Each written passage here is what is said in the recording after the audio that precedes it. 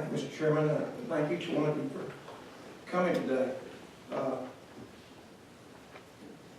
I have a few questions. Judge Arnold, the last meeting we had with DCFS, we had some expert testimony that was here, and a man stated that the problems that we're facing either are the result of a breakdown in the family, not just in Arkansas, but all over the country, or a breakdown of the system that is responsible for taking care of these kids.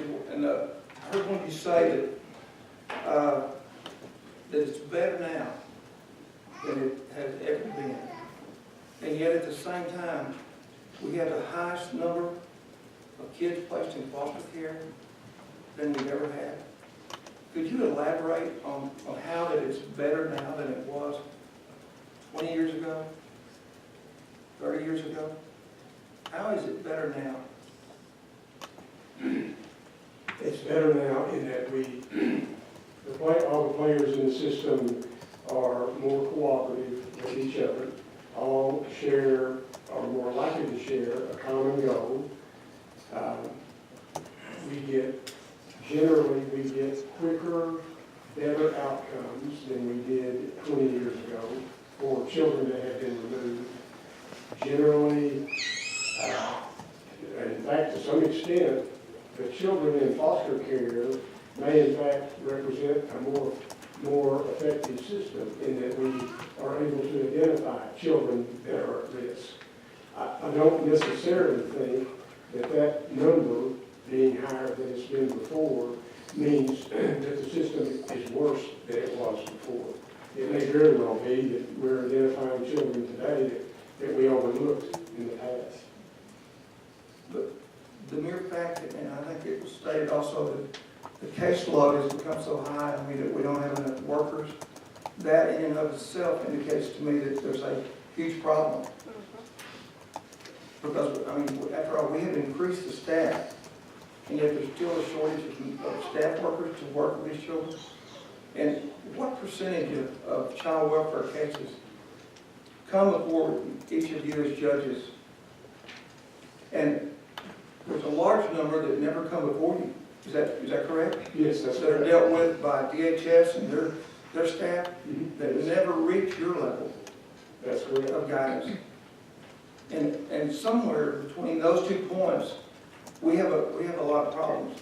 Because I'm going on my 7th year down here, and I have never had the number of calls that I had in the last 2 years dealing with child welfare cases, just in my Senate district.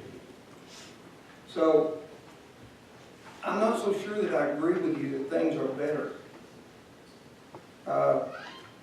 Because I got 2 calls yesterday from people in my district over child welfare cases.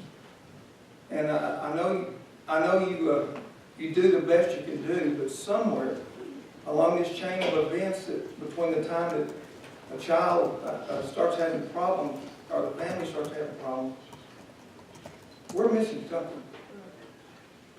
And I don't know if the problem lies with DHS or the people that work for DHS. I don't know. But that's where we need to start the dialogue and figure out just exactly why we have such a large number of kids in the foster care system.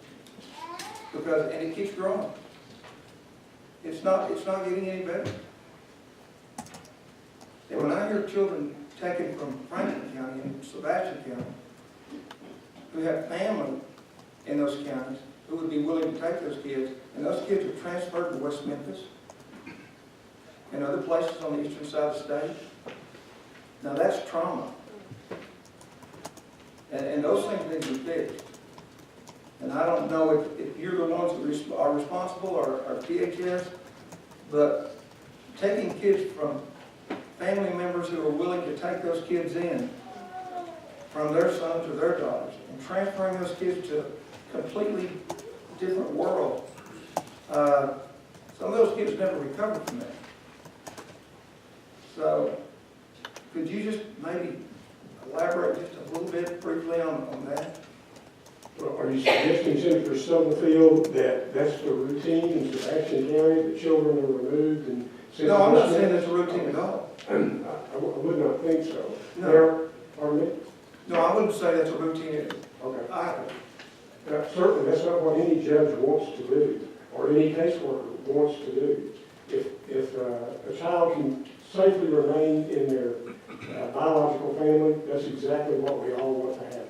Sometimes there are simply no alternatives to what you described. Very bad situation, and there's ways to address it. We need services in Sebastian County that would prevent that. We need foster homes in Sebastian County and other counties as well that would prevent that, that would provide alternatives to sending kids across the state. But a lot of times those decisions